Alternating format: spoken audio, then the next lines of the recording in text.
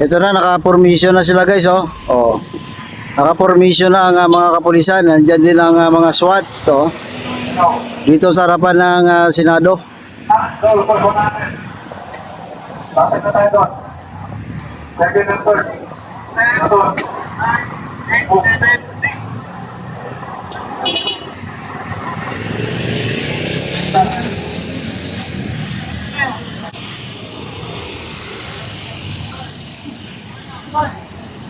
Hey! Ano ginagawa mo? Okay, go. Okay. Tapos siya. Pasensya na.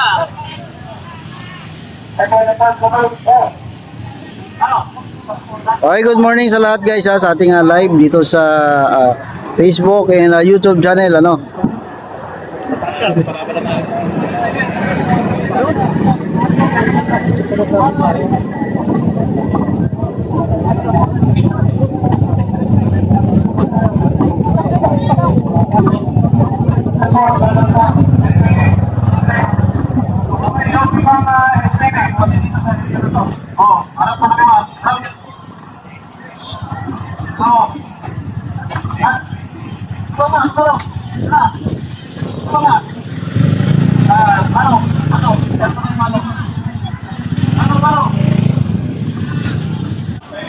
Para daw. Tayo. Dami-dami yan. Malapit sila. Hoy, makadating tayo. Tigilan mo. Mamamatay tayo lahat. Yung ating na mga kapulisan ay talaga ready na, oh.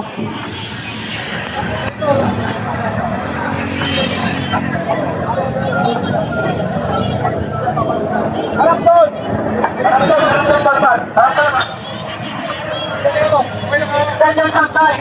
Mabante rin, oh. Nandiyan, oh. Mabante na. Yan, pumosisyon na. Yan. Maganda tong posisyon nila na to kasi ano dito,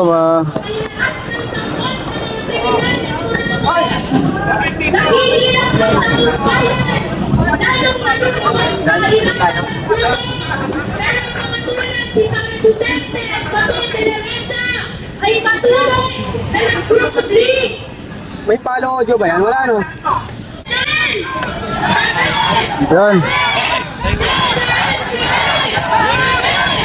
Ito na.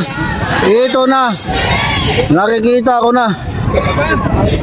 Lahat ng sanggol! Lahat ng sanggol! Pinudahan ni Pilipinas! Nagulita! Sa tanungan ng sinanggol! Tapos ang mga kapulisan doon sa kabila guys, oh. Busy din yung mga kapulisan sa kabila, oh. Habang mga ralyesta nandito. Ito na, sumugod na. Sumugod na guys. Sumugod na. Sumugod na. Na ngayong majority block! Ito. Pasukin natin. Pasok tayo. Pasok tayo. Pasok tayo. Kaya kailanman hindi totoo na ang taong bayan ang pinoprotektahan ng mga pulis. Kung may pinoprotektahan ng mga pulis, ang mga perdigo at magnanakaw.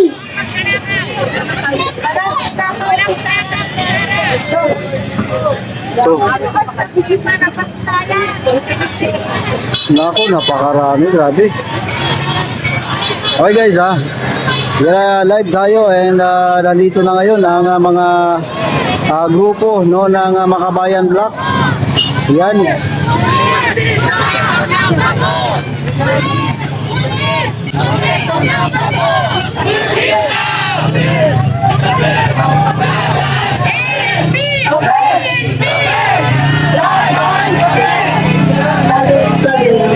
Grabe, parang walang katapusan ito. Yun na, may katapusan na pala. Nakahanap tayo ng posisyon. Anon, gumalaw ang mga kapulisan, umatras ng konti kasi ang mga realista nandyan sa kabila. Oh, yun. Nag-formation dito sa kabila. Nag-formation dito sa kabila. Oh. So nandyan sa kabila ang mga realista. Lahat itong northbound naka-block na yan, wala nang pwedeng dumaan dyan, pati sa kabila ang mga realista nandito sa kabila papuntang Mua. So doon sa kabila ganun din, no, nakasara yan, no, nakasara lahat ang daanan sa harap ng Senado. Ganyang karaming pulis at ganyang karami ring ang ralyesta na sumuko dito. So ganyan, no, ganyan karaming ralyesta ang sumuko dito. Ito nga daanan to papunta to ng MUA. So ito na lang yung dadaanan, yung sa kabila na papunta ng Divisoria ay sarado na po yan, ano, sarado na po yan. Yan ang ganyan karaming ralyesta ang sumuko dito, yan, oh. Ating Senado. Yan, oh, grabe guys, oh. Grabe ang kapulisan, no. Ng mga senador na sangkot sa flood control scandal, sangkot sa Fort Warren, Bakit ako narito at ang ilan pang guro na kasama natin ngayon? Dahil naniniwala tayo na napakahalaga nung pinaglalaban ang mga mamamayan na nasa harapan ng Senado ngayon. Pera ng bayan ang nilulustay ng Senado sa pagpapa-aircon, sa pagpayag na dyan magstay si Bato sa Senado. Payag ba tayo na yung ating pera pinaghirapan na buwis gagamitin para ang kriminal na si Bato, human rights violator na si Bato, ay dyan mag-aircon, dyan maglulungga? Payag ba tayo? Yan, talagang hindi tayo payag kasi alam natin, ang Senado supposedly, dapat ito ay gawaan ng batas, hindi kanlungan ng kriminal, human rights violator. Kaya hindi tayo sumasang-ayon sa desisyon nitong ating Senado, ng majority sa Senado, na ikakanlong nila si Bato dahil lang sa siya ay isang senador. Di ba ang sinasabi nila noon pa, no one is above the law. Ang batas ay batas, kahit ang mga babatas ay dapat ikulong at arestuhin kapag sila ay nagkasala. Kagaya ng nangyari dito sa Oplan Tokhang, na daan-daang libo-libo nating kababayan ang pinaslang. Hindi na maibabalik ang buhay. Samantalang si Bato nandito, may human rights, may due process.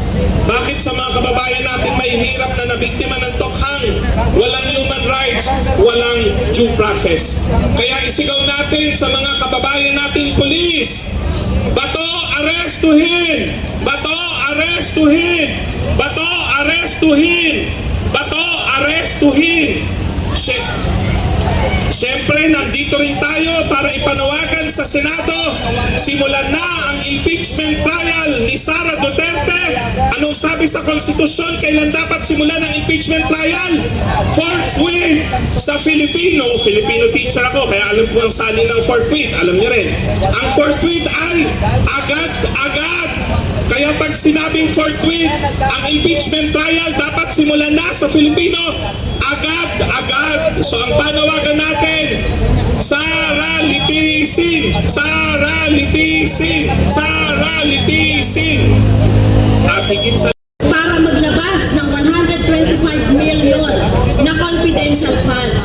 Kaya wag natin kalilimutan na panagutin din si Marcos Jr. doon sa na ang arkitekto ng war on drugs ang pumaslang sa mga kapwa maralita natin ay siya itong pinoproteksyonan ngayon sa loob ng Senado. Kailangang mapanagot si Bato de la Rosa sa libo-libong pinatay na mga kapamilya ng biktima ng war on drugs, sa lahat ng mga kapamilya ng mga kasama nating aktivista na pinatay. Ang mga kamay nila ay may bahid ng dugo ng ating mga kamag-anakan. Matindi na po ang paghihirap na dinadanas natin. Gutom na ang bawat pamilyang Pilipino. Naghihirap tayo. Sobrang init. Pero sa loob ng Senado, naglalagablag sa drama ang ginagawa ni Bato de la Rosa. Nakakahiya na nung wala pa ang ICC, ang sabi niya, bring it on! Galing niya sa akin! Pero bakit ngayon, nagkakandara pa siya, matakbuhan lamang ang warrant of arrest? Diba? Ang kapal ng pagmumukha niya! Samantalang, ang mga kamag-anakan ng mga pinaslang niya, hindi niya nga binigyan ng due process. Siya, sobra-sobra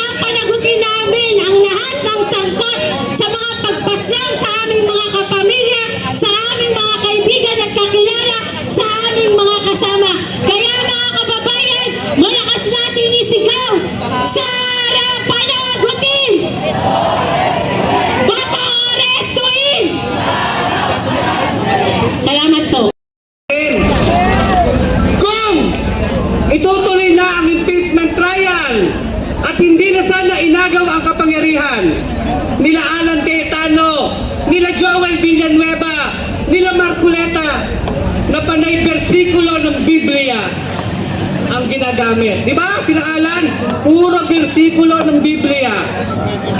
Pero ano ba sila? Banal na aso, santong kabayo, ay mga aso ng mga kurakot. So sa panig po ng bunyag, lagi nyo kaming mga kasama, patikim pa lang to, tuloy-tuloy ang ating laban. Maraming salamat po. Sa loob ang dapat na inyong hinuhuli. Malinaw ang aming panawagan. Sa matagal na panahon, ang pondo ng mga magsasaka ay kinurakot. Ginamit ang mga pera para sa proyekto na dapat ay para sa pag-unlad ng kanayunan, pero ang nangyari ay dilubyo dahil puro palpak at mga hindi natuloy na proyekto ang ginawa doon sa kanayunan. Kung kaya't luging-lugi ang mga magsasaka sa kanilang mga ani sa produkto. Sobra-sobra na ang paghihirap ng mga magsasaka na siyang pinakamalaking populasyon ng ating bansa. Pero walang tugon para paunlarin ang kalagayan ng kanayunan. Kung hindi, puro karahasan, puro katiwalian ang kanilang ginagawa. Kaya't marapat lamang itong mga buwisit na ito, itong mga hinayupak na ito, ng mga wala namang ginagawa para sa ikagaganda ng ating bayan, ay siya pa ninyong ipinagtatanggol. Kailangan ba ninyong pigilan ang proseso ng pagpapatalsik kay Sara Duterte at pagpapadagot, pagkulong kay Bato de la Rosa at ipadala doon sa ICC. Sobra-sobra na. Lukuhan na ang nangyayari. Harap-harapan, niloloko ninyo ang taong bayan. Harap-harapan, ginagago ninyo ang proseso ng batas. Humihingi kayo ng due process, pero kaming mga mahihirap, walang due process na isinasagawa. Patay dito, patay doon. Kulong dito, kulong doon. Ang ginagawa ng gobyernong ito sa hanay ng mga maralita, ng mga magsasaka, mga mangingisda, manggagawa at mga maralita. Dapat ay kami ang inyong pinaglilingkuran. Sabi nga ninyo, di ba? To serve and protect. Nasaan yun? Sino ang protektahan ninyo? Sino ang pinagsisilbihan ninyo? Malinaw ang mga nandoon na mga siraulo at mga magnanakaw at mga walang konsensya para sa kapakanan ng mga mamamayan ang inyong pinaglilingkuran. Mamaya may Jollibee na naman kayo dyan. Samantalang kami, tiis-tiis lang. Kaya dapat lamang kayo mismo, ang tontorin ninyo ay kinukurakot. Kaya dapat sumama na kayo at ang mga kamag-anak ninyo ay patuloy na nahihirapan sa mga patakarang ipinatutupad ng gobyerno na para lamang sa interes ng mga mayayaman, ng mga dayuhan at ng mga mapagsamantala dito sa ating bansa. Kaya dapat kami ang protektahan ninyo na tagapagtanggol ng mga mamamayan para sa tunay na reforma sa lupa upang magkaroon ng tunay na industrialisasyon dito sa ating bansa. Diyan lamang uunlad ang ating bayan. Kung kaya't marapat lamang linisin ninyo ang inyong hanay. Linisin natin itong mga walang hiyang ito na patuloy ninyong pinoprotektahan. Dapat na silang parusahan, arestuhin, panagutin lahat ng sangkot. Dapat na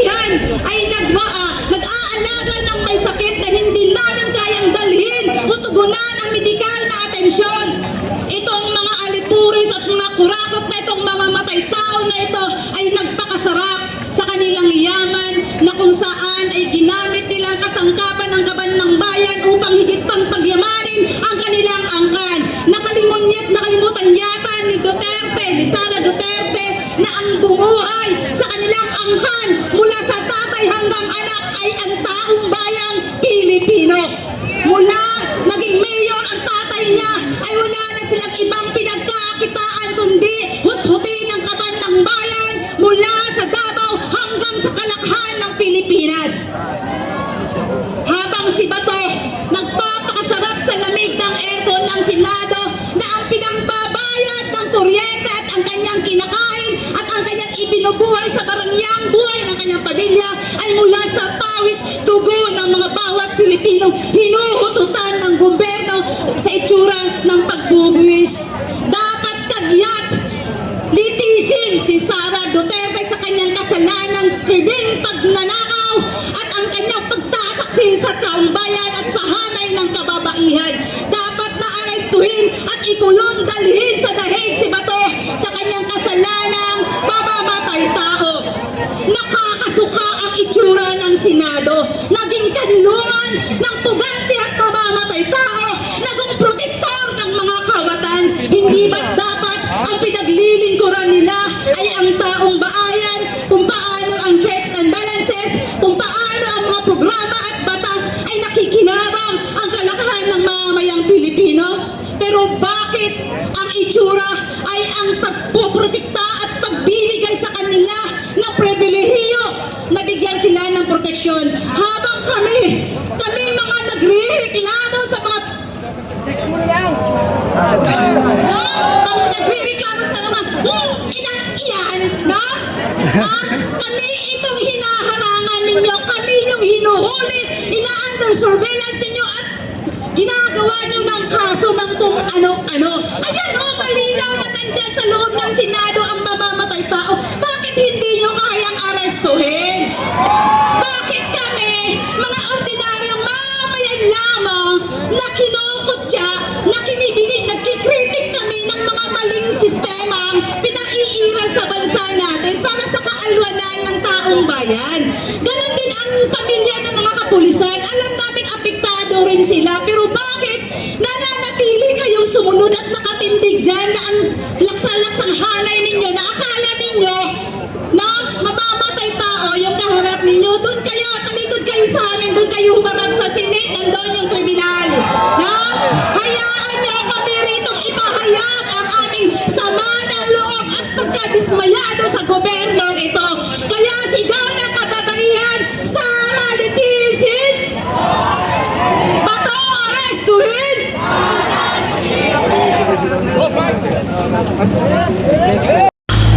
No!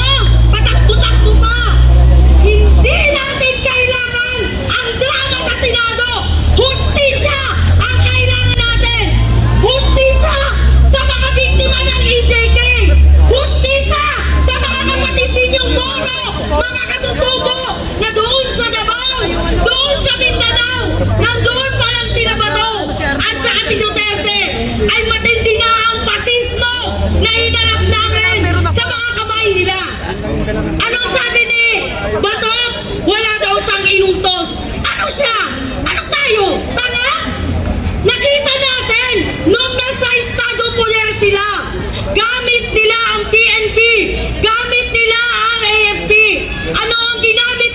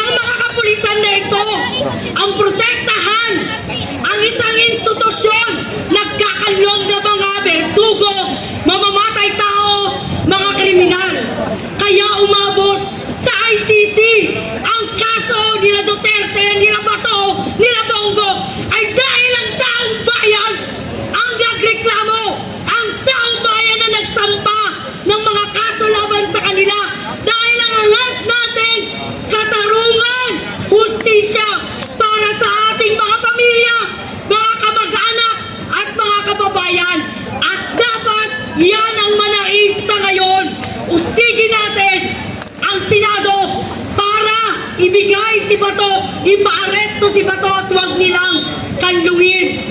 Usigin natin ang Senado para ituloy-tuloy nila ang pag-convict kay Sara Duterte. Saan ka nakakita? Sa loob ng Kongreso, harap-harapan ang mga datos na nakita natin. Hindi pala 11 days na nilustay ang kwarta.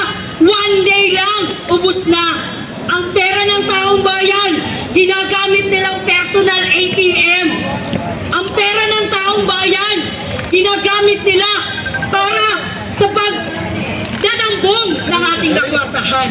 Ang Kongreso at ang Senado, yan ay laman ng mga mamamayan, mga kongresista na hindi nagre-represent ng ating mga nakakarapatan, kung hindi nagpapayaman sa kanilang mga pamilya at sa mga interes.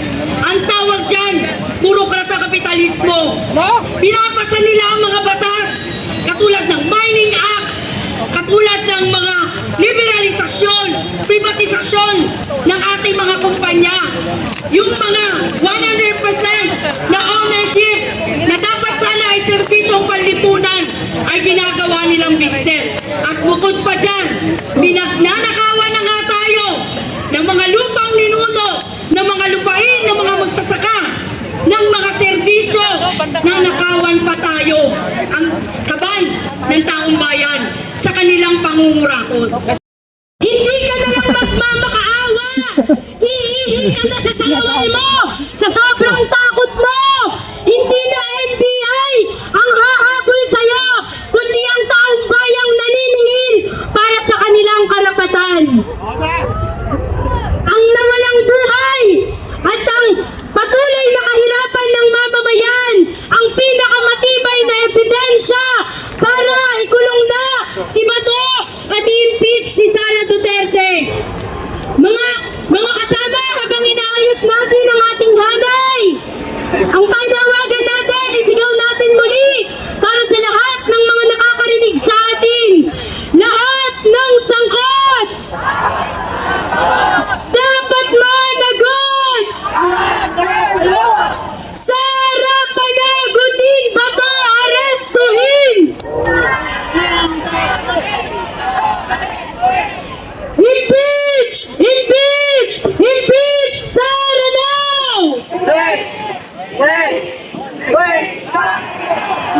Bato! Bato! Bato! Arestuhin! Lahat ng sangkot dapat managot! Ang tao! Ang bayan! Tuloy-tuloy ang laban! Makibaka! Ayan guys. Wag matakot! Pakita ko naman yung view nyo guys ha.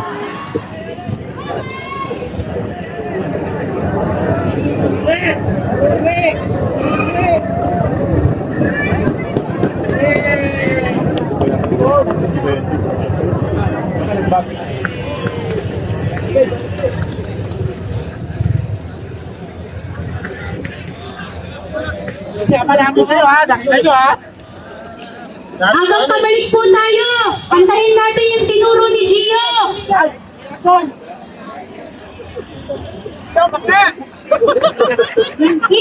Kulong na yan! Batong nanakot! Kulong na yan! Sana kurakot! Mga kasama! Kulong na yan! Batong natakot! Kulong na yan! Sara kurakot! Kulong na yan! Batong natakot! Kulong na yan! Sara kurakot! Kulong na yan! Batong natakot! Kulong na yan! Sara kurakot!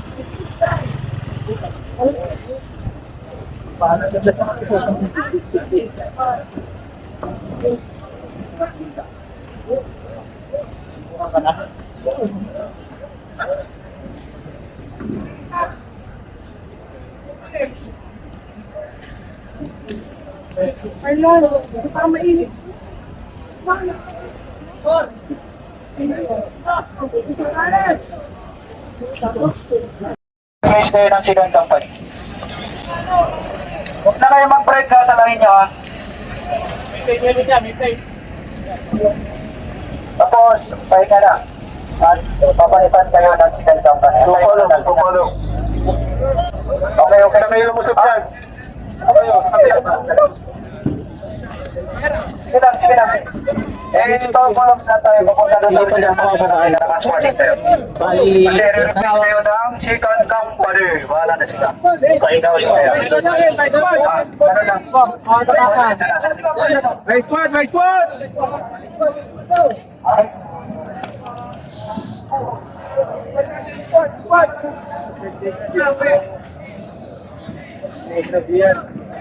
Bante!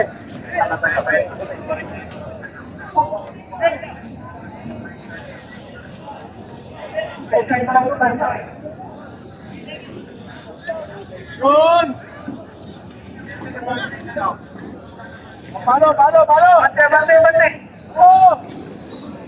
Bakit ako?